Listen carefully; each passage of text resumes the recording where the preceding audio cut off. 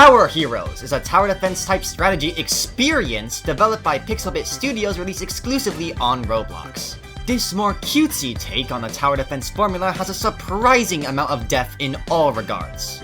From its gameplay, characters, enemies, and the tower heroes themselves, to its very strange lore that takes up way too much of this video, honestly. My name is Seerzen, and this is the wacky world of Tower Heroes.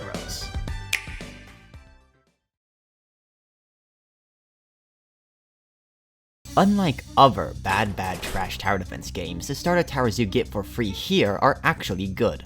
The Wizard is our first tower, who shoots one bullet at a mediocre rate and at a mediocre range. Not too exciting, but you can spend your mana to upgrade the Wizard to make him still shoot enemies with his default magic ball, but this time with more damage.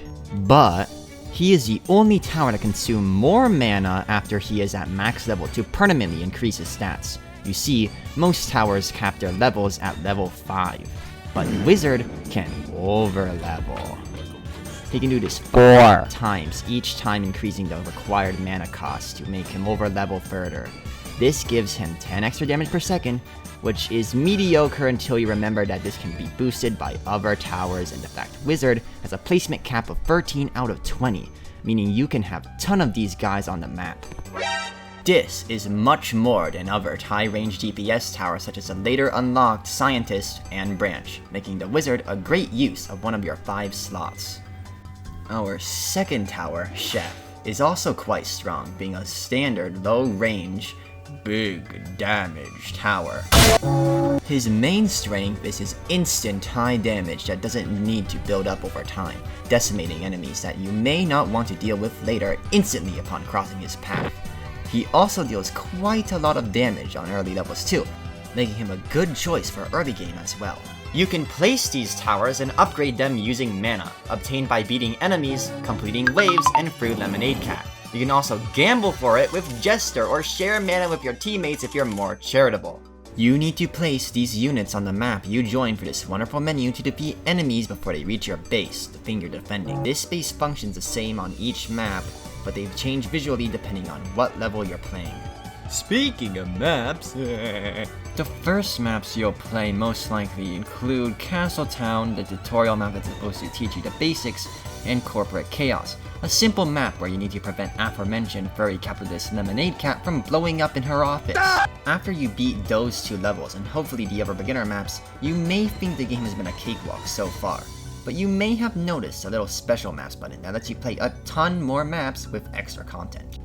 These maps and others unlocked later can be really fun and unique. Thanks to tower heroes having their ranges being indicated with 3D bubbles, you can place them above or below the path and they'll still fire, allowing for a lot more verticality in map design, a rarity in a lot of tower defense games. They can even have these cool as heck loop-de-loops and wall rides. Beating these maps at low levels can help you unlock more maps on the main track, but this is where stuff starts getting challenging. There are 7 special maps unlocked at the start, and you can play any of them, but they vary in difficulty wildly. 2 of these special maps are Library and Burrow Brawl. The fact you can play Library, a baby map, and Burrow Brawl, which is literally the trenches, when starting out is sick in a twisted way. While the Library is built to be a beginner-friendly map for people who may only come to Tower Heroes for the Doors collab that I'll talk about later, Burrow Brawl has a guts and black powder officer charge. But if you somehow get past all of those special maps, you may not even have enough levels to even play some of the new main maps. But don't worry, you can replay every map 3 times on different difficulties to get a different reward on each difficulty. Most maps that offer towers as a reward have you beat the map on hard to get it, while the other 2 difficulties, easy and medium, usually award free skins. On your journey, you may come across a Tower Hero signature map type, raid maps.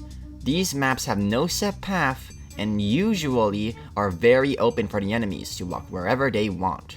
Those enemies will use this privilege to find what they think is the fastest path to kill you. But how will you cover all this land? With probably one of the best things you can place in this game, It ain't the tower, it's defense.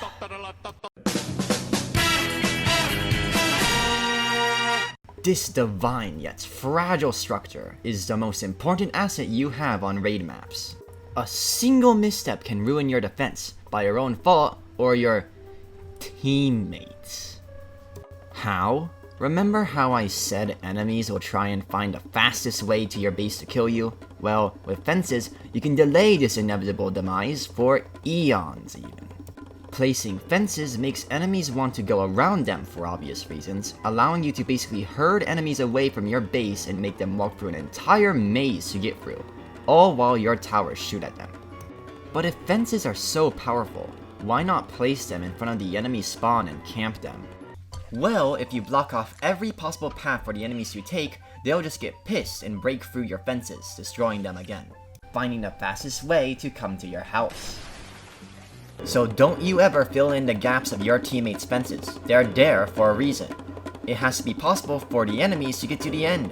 You'll need to beat certain raid maps like Blastek Barrage and Chaos Kingdom to unlock towers.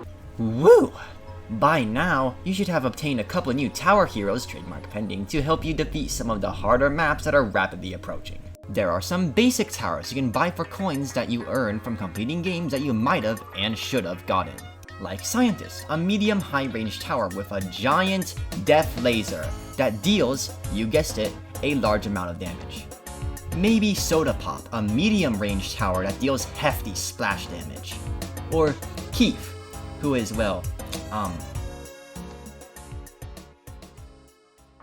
he's Keith. But more important are the free support heroes, Spectre, Balloon Pal, and Discount Dog. These free are some of the most important towers in the game to the point that sometimes they're just flat out required. The game is probably balanced around the fact that this groovy ghost here doubles the damage of every tower in range.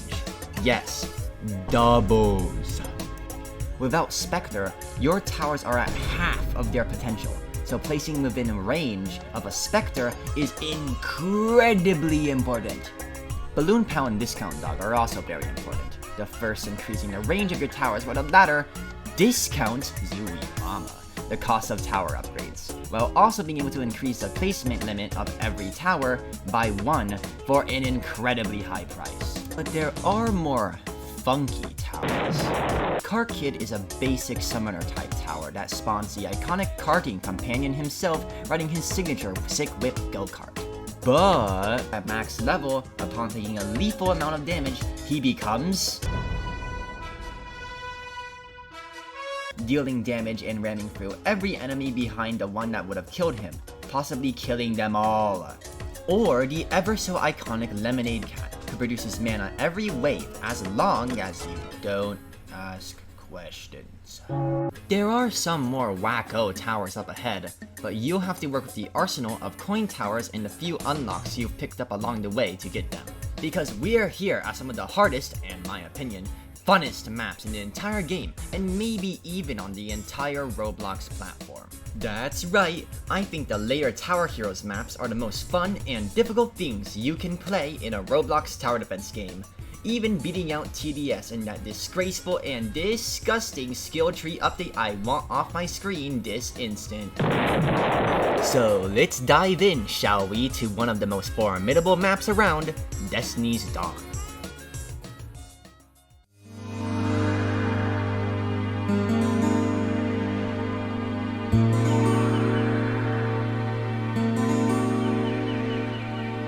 Badass name, fire soundtrack, immaculate vibes, and constant difficulty that never dies down.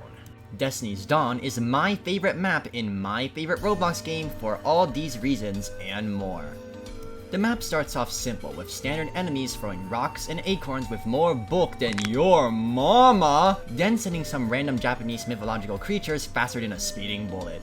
Next thing you know, they're sending beans, killer beans, with TNT barrels on their heads. Now shit's getting real. Then, some freaky looking shadow wizard money gang cultists who spawn eyeballs that stun towers start showing up. The rock guys are getting bigger, and they're growing limbs. The tiny seed guys from the first couple waves are now fully grown tree ball things, and the lo-fi music still hasn't stopped. Then, the final wave arrives. After all that, you'd think nothing could be harder. After everything you've been through, 70,000 health and some thrown together underlings is nothing, right? But once you chip through that health, you start to realize the boss hasn't even opened her eyes yet. The second phase starts and the boss just starts blasting. You can say bye to your hard-earned wizards, tree dudes, and even the fractures your random place at the back of the map that you didn't even know were there. If you're lucky, or loaded, you'll have enough mana to get your defenses back together. But if you aren't, you're screwed. The boss's downgrade blast theme will require you to re-upgrade your towers, making a huge dent in your DPS and your wallet. No matter how much dough your teammate earned farming with Lemonade Cat the entire game is rolling in, you can't hope they'll share. Not because your randoms are greedy, useless, and would rather die than show a mild act of kindness. It's because the map's magic disables sharing mana with teammates. Only after getting through the boss with double the HP she had on phase 1 and basically doubling her speed, you will unlock the funny tanukis that remind me of Soldier Team Fort 2. Ah yes, the Nuki launcher. Truly one of the towers of all time. This catapult turned cannon fires these scrunkly things, slowly distributing them across the map. The longer there are enemies on the field, the more time there is for these little things to infect your server. If they didn't take so long or stray so far away from most Spectre positions, they'd see more serious use in the game. Even so, if you have the patience, when these guys stack up, they pack a punch. But in the end, Nuki isn't viable. You had to go through that to get this freaking tower, are you kidding me? You've made it far on this journey, but don't think that's all, because there are plenty more challenges for you to do, from the tricky Silent Sanctuary hard to the hellhole that is Bleak Barrens. There is much more chaos than just all this.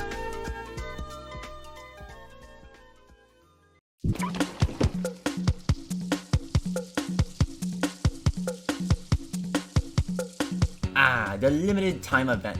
This tried and true formula of FOMO has been adapted by video games ever since the dawn of the first microeconomy.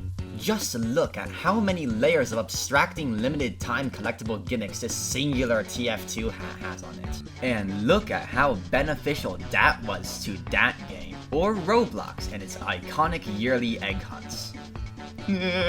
So of course a live service Roblox game like Tower Heroes would make these little nuggets of seasonal holiday goodness, simply making a battle pass every year, every Halloween and Christmas, to feed the player rare and gate-kept knickknacks. But a battle pass where you just get points from defeating enemies and completing rounds and quests is much too standard. Even that the blasphemous TDS does it. This is Tower Heroes, the best tower defense, heck, strategy game ever created in the history of Block's kind, and that is a fact. So of course they would do something never seen before in a tower defense game and execute it in the most fun way possible. Behold, collecting souls for the Croissant Devil. This is Alistair, a boomerang-brained beholder of baffling bounties here to bestow you with the contract system. I'm gonna keep it brief. Here's how it works. 16 targets and you need to get rid of them. But these targets aren't just gonna show up and let you blast them. They've each got a little puzzle you'll need to complete to have them show up.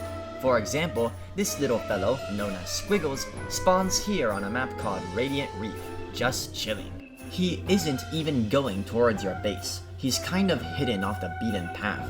You wouldn't ever interact with him unless you're specifically looking for him. So if you place a tower next to him to appease the aforementioned Croissant Devil and kill the chap, he'll just poof away and the contract will clear.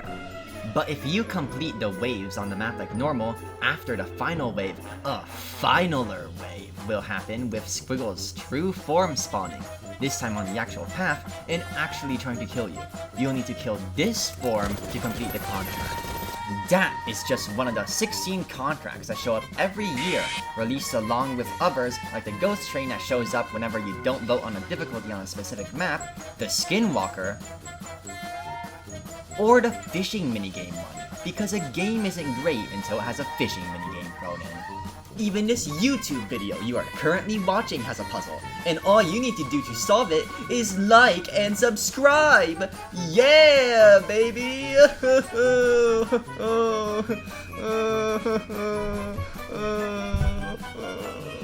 No, but seriously, please subscribe. I want the big number.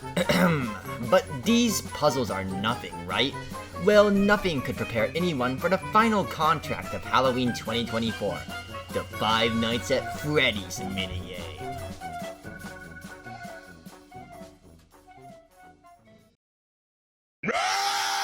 Okay, but not actually. But yes, actually. The developers made an entire separate game inside their game for one quest in a seasonal event.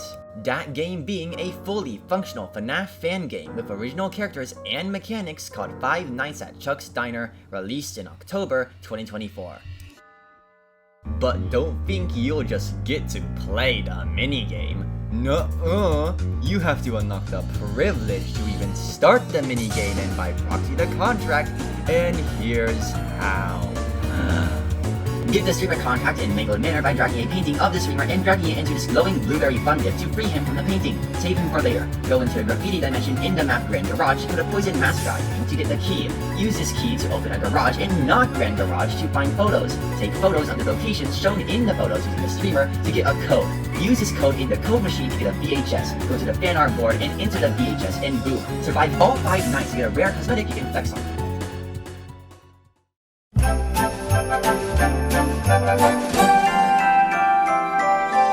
Woo! We're finally here at the Christmas event.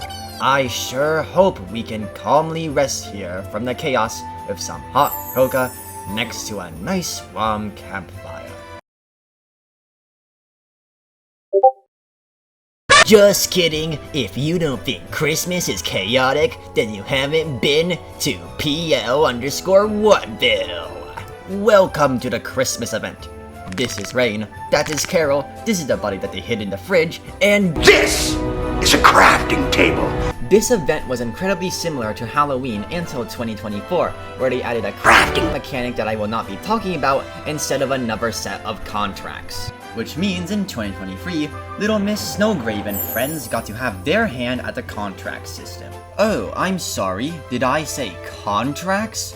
Oh no, this particular collection is called the Wish List. This joyous list's highlights include the Lumber Robot, rivetingly named Lumber, that uses his rad-as-hell axe hands to chop through any raid map fences you put between him and your base, rendering our Lord and Savior useless for a worthy challenge. The incredibly tall snowman boss that gets a new health bar every time it loses one of its segments. The poor soul that is overcooked, guardian of the gingerbread, that spawns only when you burn down the innocent, helpless, and struggling distraught gingerbread men with the malevolent dumpster child.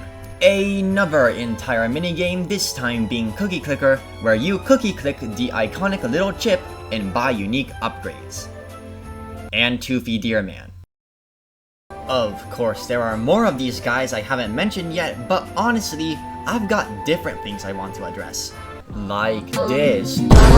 Oh yeah, baby! Oh. This is why you should never play Robot 64 and why. But make sure to like and subscribe if you love your fans. Collabs, baby, collabs. I know what you're all here for. Tower Heroes has collaborated with multiple things. Things like Robot 64, the only Super Mario 64 inspired 3D platformer on Roblox. That collab brought the famed Naughty's Resort to Tower Heroes, along with the iconic sun-destroying parkour robot Bebo as a unique spinning tower. Or the Mega Cake collab, featuring one of the coolest maps in Tower Heroes, Cake Factory, which takes place on a Mega Cake famous conveyor belt with the iconic cake-making machines along the path for the enemies and summons alike to go through for wacky consequences, just like in the game. Aside from the absolutely peak skins we got from this event, there's also a less appreciated part of the event, the music.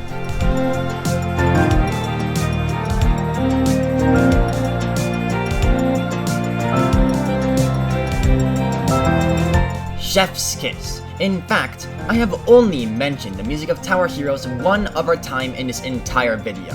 Definitely give the DLC a listen because the artists here are amazing at what they do.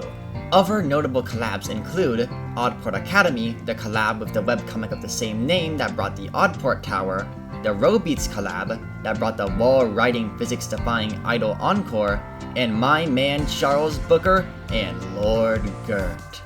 And who could forget Egg Hunt 2021, Metaverse Champions, where you did loop-de-loops while furthering Spark's Kilowatts' illegitimate lead over poor AJ Striker. And of course, the legendary Tower Heroes Adidas collab. What else am I missing? Piggy and or Pig 64, Rolladay Rumble, Nico One Shot. Am I forgetting something? Okay, yeah, I get it. I'm sorry. Oh my gosh, doors! It has the map, it has the skins, it has the seats, and it has the figures. One new event currency and one new puzzle? This live event was so awesome! Yeah, baby, oh yeah! Baby Zen explained it way better than I ever could. This event was made easy so the average new Doors player would be able to beat it, and that's fine. But in my opinion, it just makes this collab a lot less fun to talk about. Void is kinda cool, and the stickers are funny. I just kind of had to include this collab in the video because it is 80% responsible for why most people know Tower Heroes exists. Danny's World is probably responsible for the 19%. Sure, a lot of players joined in for the Christmas live event that I don't have footage of, but yeah, there's more important stuff to get to.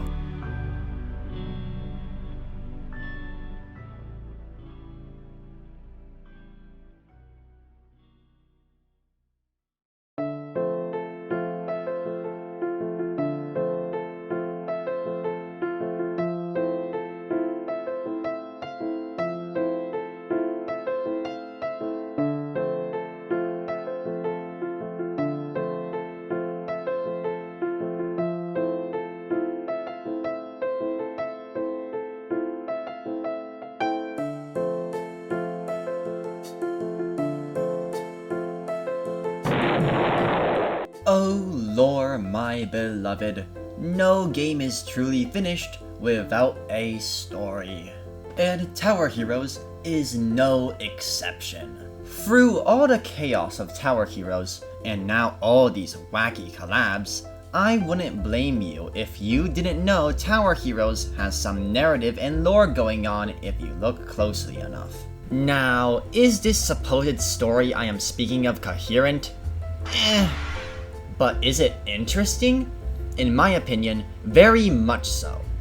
And I don't feel like it gets talked about enough. So let's rewind a bit to the main challenge mode, where we started this journey and work our way back up to somehow make sense of everything we've talked about so far in a story perspective.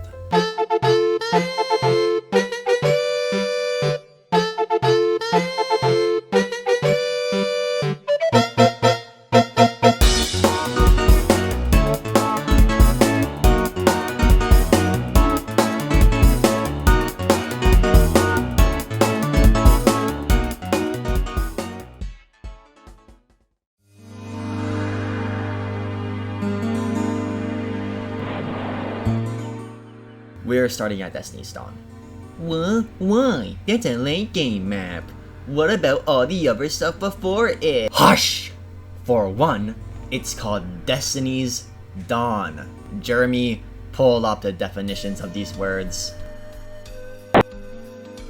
Get a good read. It's perfect. And two, the starting story for Tower Heroes is just unfinished? The only map of story dialogue as of writing unlockable before level 15, not counting Data Bomb Nation, would be Castle Town. It's the very first map, and we don't even get to learn how the Slime King joins us and becomes a tower after the events of it. So yeah, Destiny's Dawn. Without all the chaos going on, Destiny's Dawn is quite the fine destination. And without the giant death laser beams and pop of dark downgrade substance obscuring one's vision, we actually get to look deeper into the place. Specifically, these characters. In Tower Heroes, when you find and defeat an enemy, they will show up in this index sort of thing called the enemies section of the user interface in the lobby. And after defeating a certain amount of an enemy, you can have them follow you around. You can even morph into the followers you have, but that doesn't really matter right now. What does matter are the little pieces of text that come with every enemy. Sometimes these are just jokes or silly references, but sometimes, and I do mean sometimes, we get cool lore on the enemy or hints about their past. This sometimes I speak of is lots of the time when it comes to Destiny's Dawn. With just these lines of text, we can start putting the pieces together. First off, the boss of Destiny's Dawn, Ornate, has a very ominous line attached saying, "The sole guardian of the temple. There's no one to stand in her way anymore." Ooh, very scary. It appears Ornate, for some reason, offed some people so she could get in a position of power. Seems like some pretty evil standard villain stuff to me. And with some more enemy bios, we get to learn more about her. The Conjurer bio states that they are a student that fell under the influence of Ornate's magic. And then, there's nothing else. But there's the Artifact bio that implies Destiny's Dawn is old. And Ornate can control rocks? Incredible! I swear guys, there's something here, please just stick with me. And Twig's bio being awfully similar to Branch's bio. Aha! The next clue! This clearly means we have to go to https://bigbrothernnature.webcomic.ws/comics to find this presumably canon comic that explains why the bios are similar. Made by Tower Heroes contributor Waah Nuthead. Or W.A. Nuthead, I'm not sure actually. Big Brother Nature tells the story of Bobo, the tree ball thing, protecting his plant friends and adventuring beyond with baby Branch, eventually planting Branch at Silent Sanctuary, where we find the guy. He then marches forth to Destiny's Dawn, where he makes friends with all the little guys and then starts killing all the other guys out of nowhere for seemingly no reason. Ornate reasonably aura farms, then promptly murders Bobo off screen. You can tell this is official lore because it's crazy vague. Oh, but hey, that's how this freaking thing came into existence. It was Bobo's fault for, planting this hideous freak. Not me, they're related. And we know why Branch is emo now too. He's a fatty. No parent. That's it. That's really it. That's all we get to know. Maybe for more lore we have to think outside the box. Here. Carol has a close resemblance to Ornate with their clothing being similar. Maybe they're connected. But wouldn't that mean Snowgrave is canon to Tower Heroes? I'm gonna be talking about worse soon in this video. I wouldn't doubt it. What about other lore things outside of Destiny's Dawn? Like the reflection stuff, or the contract stuff, or the mover stuff, or the statue. No, I'm not talking about that. I have nothing to say. This stuff is way too vague for my Roblox kid mind to wrap around. It all just feels unfinished, and there's clearly someone who I've been needing to talk about. It's become increasingly obvious, and I can deny it no longer. So let's give it up for the bearer of lore and the best character in all of fiction. The one, the only, Instant!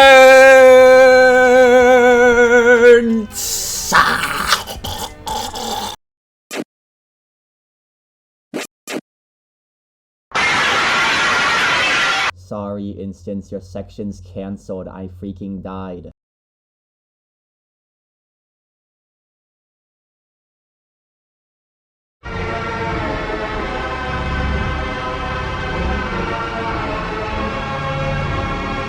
Well, here goes.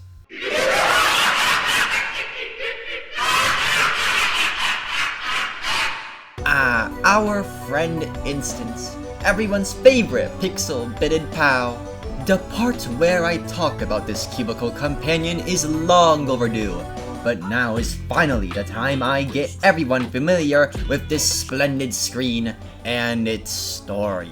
Instance is a rogue sentient AI that was born in a lab experimenting on this mineral called stardust, capable of making magic portals out of starlight.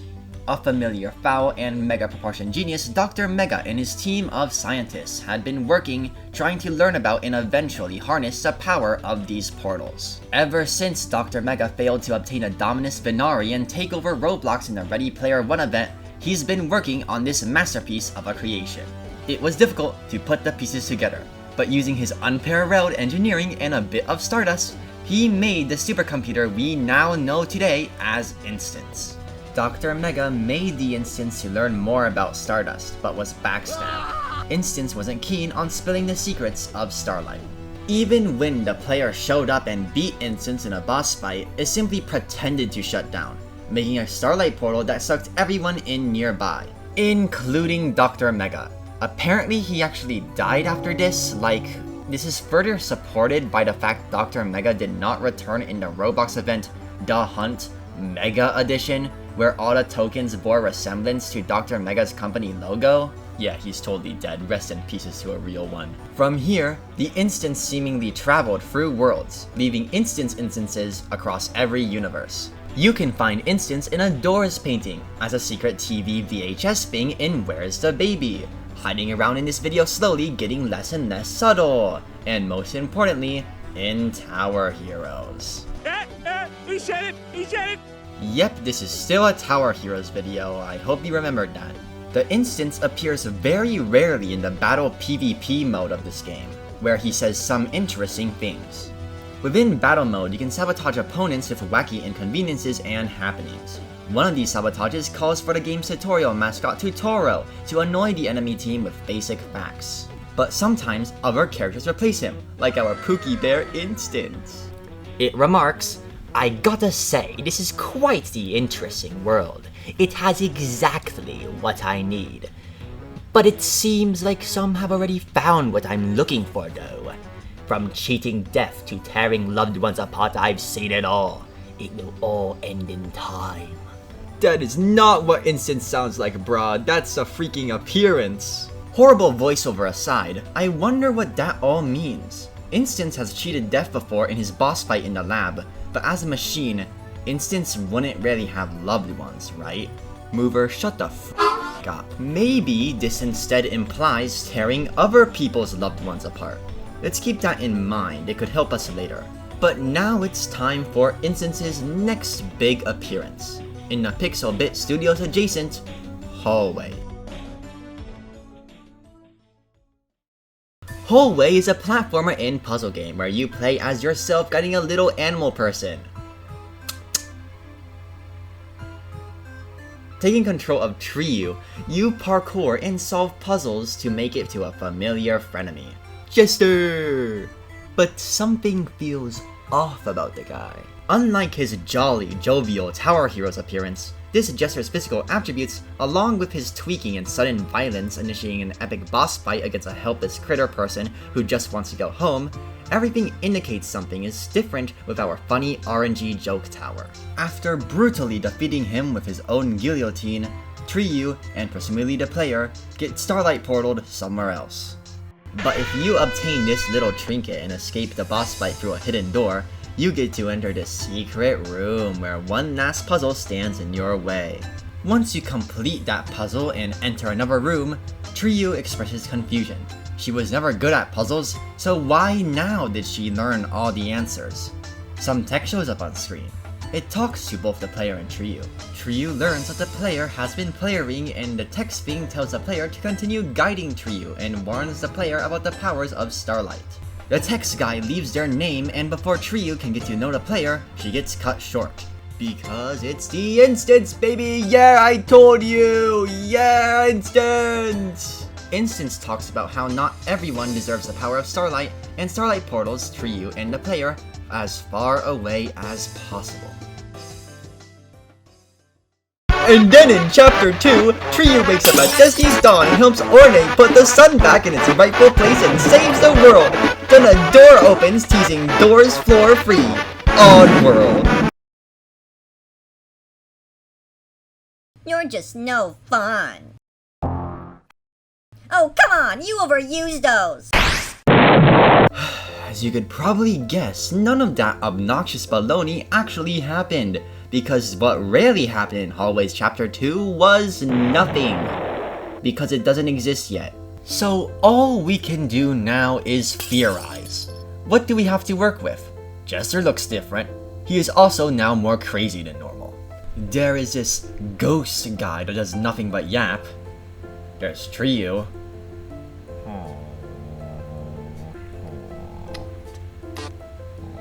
Oh, an instance talks about stuff that he's already said in his first appearance. It's almost as if there's nothing new here, what?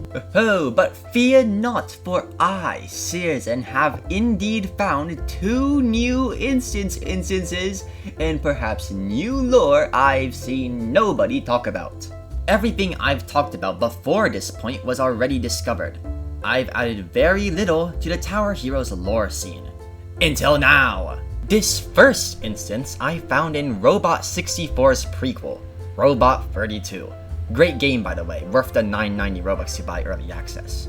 Minor spoilers up ahead, but nothing major because most cutscenes aren't even finished and are in the game yet. When you get to Bitburg, one of the levels in the game, you can parkour up into the slightly collapsed building to get into a hidden room. Inside is what seems to resemble Instance. The only difference with the common Instance is that this one has depression, but I couldn't make a whole theory off of one lookalike, so I rarely tried to make this work, so hear me out. In one of the first cutscenes in Robot 32, Dr. Smar, the creator of Tempo and Melody, the main character robots in this game and later Bebo of Robot 64, randomly starts speaking Spanish after being hit several times by a metal pipe. He says exactly, translated to English, "The chicken drains every last drop of blood from my body."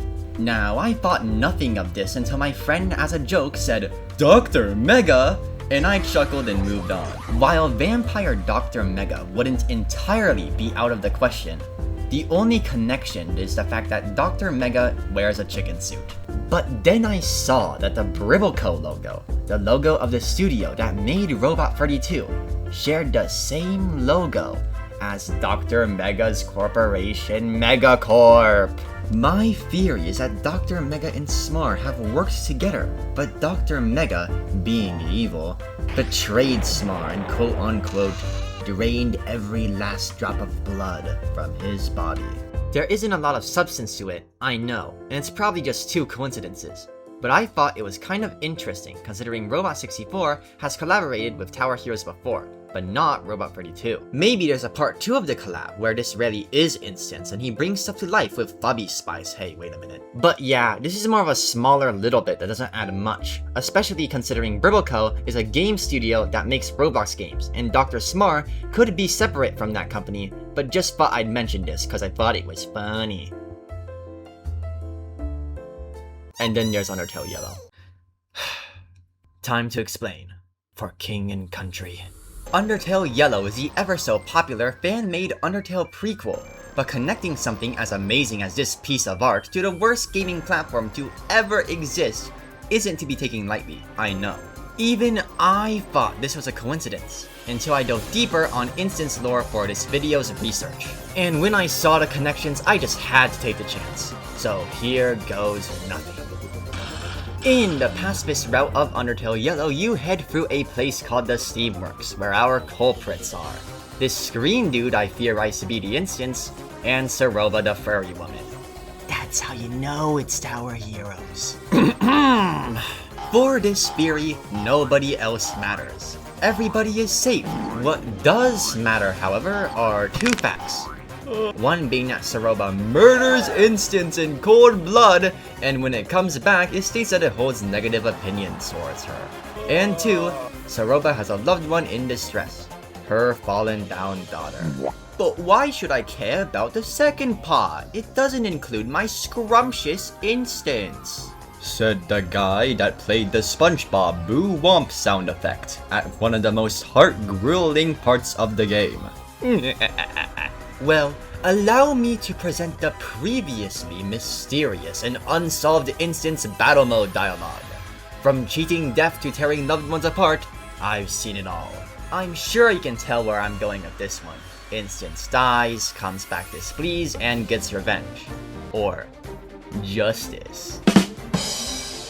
But how? Well, Instance has put up a non-evil facade in its first appearance just to go evil mode and teleport and or kill those that oppose it. It has teleported both the player and Triyu before on 2 separate occasions. So I'll make the bold assumption Instance used the same trick to get this fiend out of the way too.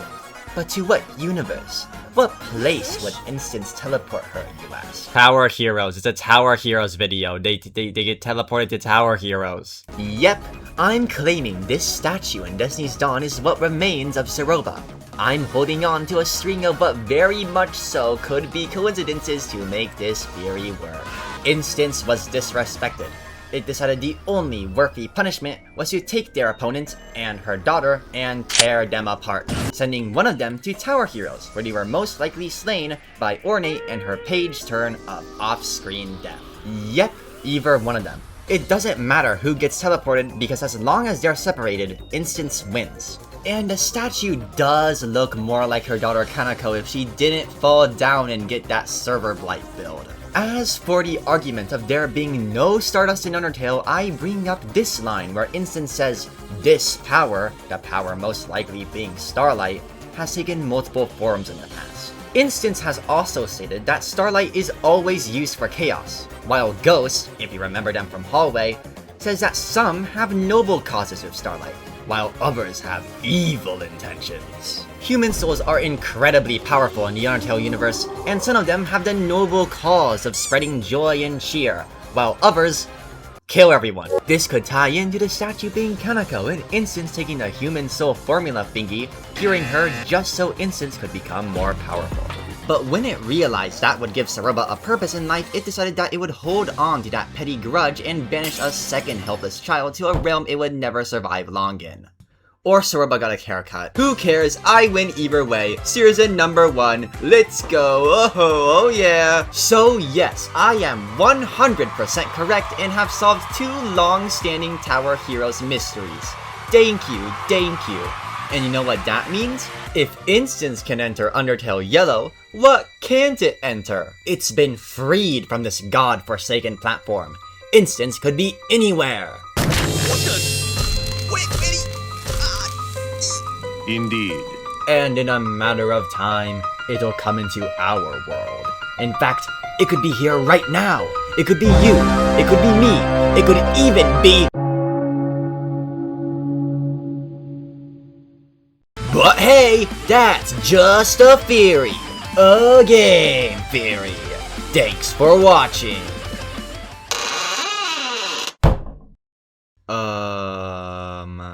Where am I?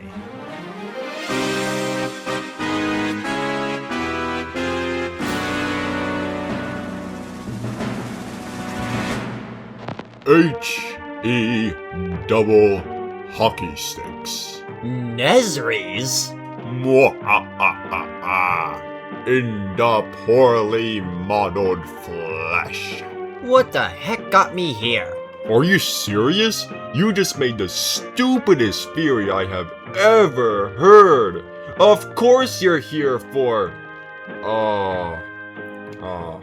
glazing Tower Heroes too much. So you're telling me I have to right my wrongs and talk about negative things in Tower Heroes to get out of here? No, that's not how that works here. You're doomed forever. Aw, come on, man. That was supposed to be the final section. The outro was gonna come after that. I have to release this video by the end of this year. Well, you don't because you're trapped. This is all your fault. Fine, I will make the flaw section. But I'm out of budget. I need to get more from somewhere.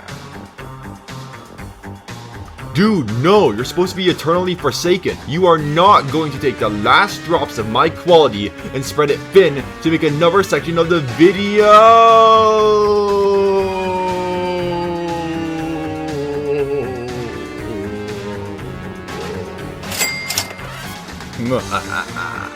Just enough to get by.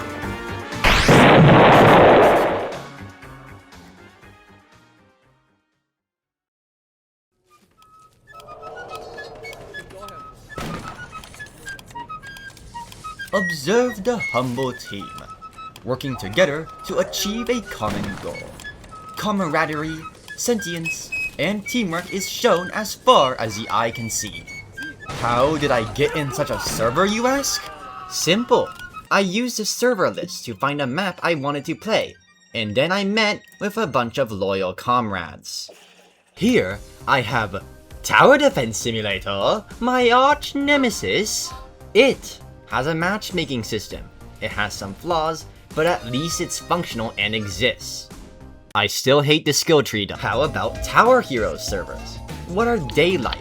A server maker that allows me to choose what map, game mode, and difficulty?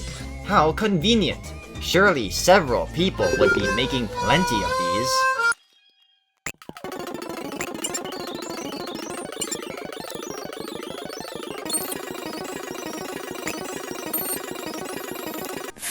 Minutes later. That was not an exaggeration, this freaking sucks. The lack of matchmaking and seemingly non-existent sentience of the dwellers of Tower Heroes lobbies result in the game being frustrating to even start in the first place. But the game doesn't stop you from entering a map alone, yes it does. There are several maps that are impossible to solo on hard, and some of the ones that are force you into a singular loadout or type of loadout with a singular linear predetermined strategy that's straying even a bit from ends with a loss. It seems to me when you balance an entire game around one guy that's responsible for half of your damage output, you kind of forget about everything else. But new content updates bring new life into the game that hopefully shakes up the meta a little bit and brings some more diversity. Yeah, usually they do. And how consistent are these content updates? The joke is that the updates are inconsistent as but you know what's always consistent? Holidays! They always happen at about the same time every year. You can count on events to bring new content to Tower Heroes. For like 2 months until they remove it permanently. Yay! What I really struggled with while making the contract section of this video was footage, because I didn't even have OBS downloaded when I was doing the earlier events. I know they can't have them all year round in the main game, but there is an entire game mode that lets you fight any boss and any enemy in the game, except for contract enemies. This game mode is casual mode. Why would you think it's sandbox mode? No, you can't even spawn a bunch of normal bosses in there. And get this, there are actually some holiday exclusive bosses that are exclusive to casual. How do you get this playable gameplay content? Oh, as a limited time collectible that never comes back. If you get it in time, you get to fight the boss anytime. If you don't, sucks to be you. Yay! Cosmetics like skins can be FOMO mode and gatekept, it's annoying but whatever.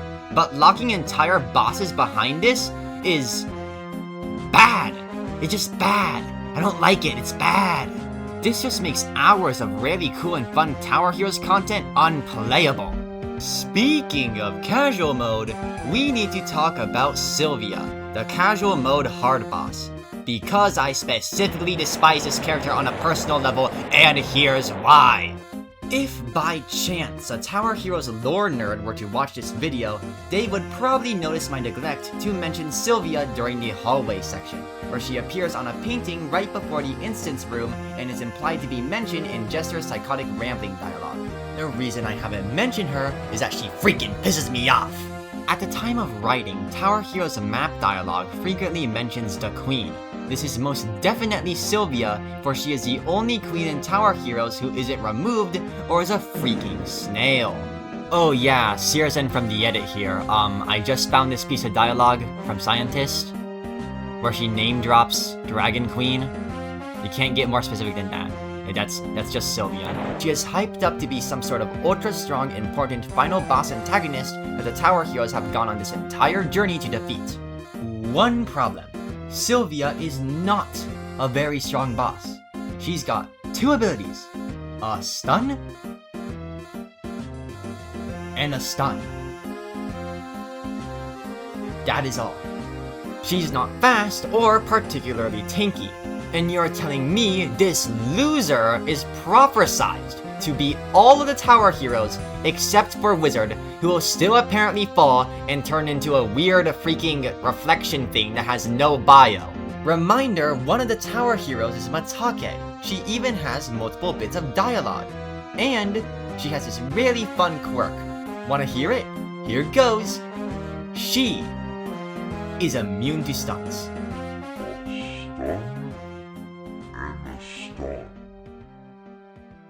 My disappointment.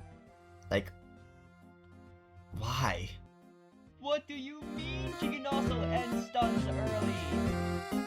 Reminder, she's the default boss of casual mode. The mode where you use modifiers to spawn other bosses instead of her. Her purpose in the game is to be replaced with cooler characters, like Ornate or the Giant Noob. Or maybe I shouldn't say they're cooler, at least for Ornate, because she has nothing. There is no lore. Why even try to have a story or even have a bio if it doesn't even mean anything? There is actually more lore about the Giant Noob. The Giant Noob! I'm not kidding! The Giant Noob! Ah! The lore goes nowhere. Who is this guy on the mural? What are these coins? Why is Mover annoying and stupid? If you're going to start but not advance a story, then don't have one! Even TDS handles their lore better. I hate that game like a cartoon villain, but even I can recognize their positive feats.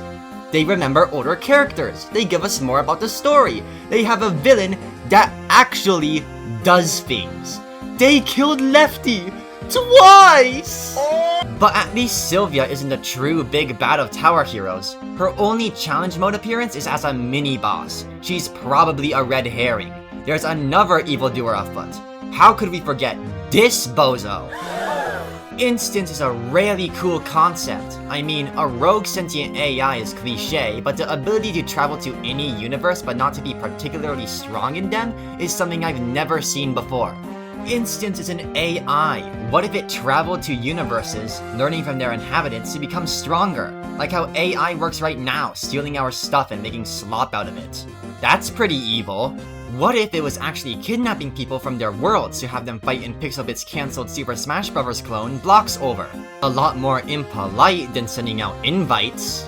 You know, what if Instance did something at all? All we know about Instance's motives is the fact that it wants to collect all the starlight and then keep it all to itself. So is Instance really a villain if it's trying to make sure nobody causes chaos with it? Maybe we should let Instance get the starlight. I guess Instance did teleport Trio into player while also fighting the ladder, but Trio doesn't even want starlight. Why does Instance not like her? Is it because of the player? Does the player want starlight?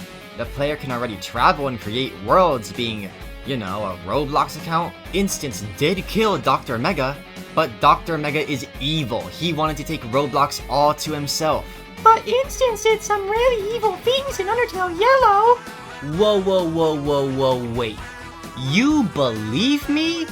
One of the biggest pieces of evidence against my theory is that Instance in Undertale Yellow is way too funny and well written to be the same Instance we know. How am I supposed to fear or oppose a PNG that doesn't do anything? Literally. An antagonistic figure that does pretty noble things who says they did evil stuff that we never get to see is a pretty bad villain. Imagine watching a movie where the main villain does absolutely nothing but boast on what they did do, just to be easily defeated in a pretty underwhelming fight scene. In the middle of the movie. Little bro is not intimidating. I'd rather have no story content than all of these loose threads. Why make a random furry OC and snap them into one of the most lore-heavy maps, not explain them at all, and then just for almost 2 years, make another, plop them into a mysterious ominous room just to probably do absolutely nothing with them. Just use them as normal characters or... never mind. But I'm sure the devs are too busy working on the gameplay and making new content to care about the story. Is what I would say if the gameplay was good. Tower Heroes is rarely slow paced if you don't instantly turn on auto skip the second you get it on basically every map until maybe the later waves. But it's bearable if you're playing the map for the first time, as everything around you is new. But when it comes to doing every map 3 times just slightly different, it gets boring real quick, especially after failures. And there are even incentives to do maps even more than 3 times, with rewards such as followers, modifiers, and skins. And the developers did try to shake things up a bit. Raid maps were a cool idea, until they basically scrapped and stopped making them. Oh, and who could forget Adventure Mode? Remember Adventure Mode? The game mode where every map is procedurally randomly generated through boats? Wouldn't that make the game's replayability fun? Yeah, maybe if they worked on it more, because they didn't. They didn't even add some of the enemies on this thumbnail that were supposed to be in Adventure Mode. They just never finished it and gave up, after several years. The potential of Tower Heroes is immense, even Adventure Mode. I have ideas on how to make it cooler, so I'll pop it on screen right now, because if I don't suggest ways to improve, I shouldn't be firing this many criticisms. The contracts are really fun and unique puzzles and fights that games like TDS could never compare to. The creative designs of all the Tower Heroes characters can go much further than stupid stud plants or 2 stuns. Oh, the cool abilities, all the fun gimmicks. Where have we gone so wrong? Where have the updates gone? If only there was a way to have more. More. What if Pixel Bit Studios hired people? Yeah, that's right, another hire people plug by a Tower Heroes player. You can't script Adventure Mode alone, then don't script Adventure Mode alone. You can't make the contracts fast enough, then get more manpower. If you can't advance the lore, then get someone else to do it. Get me to do it. I'm a freaking genius. Put me on the team. I can do stuff. I can be useful. Look at this cool boss fight I scripted all by myself like a big boy. Wow, look at it. So cool. So freaking cool.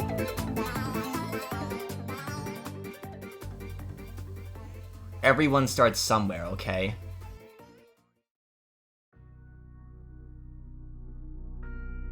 But through all that, I still love this game. And I want to see it improve, and to grow into the potential it has. Because through the seas of slop and utter irredeemable garbage, no other game I've ever played on this platform has shown me to be more capable to be the hero Roblox needs than this one. But it seems like it's not there yet.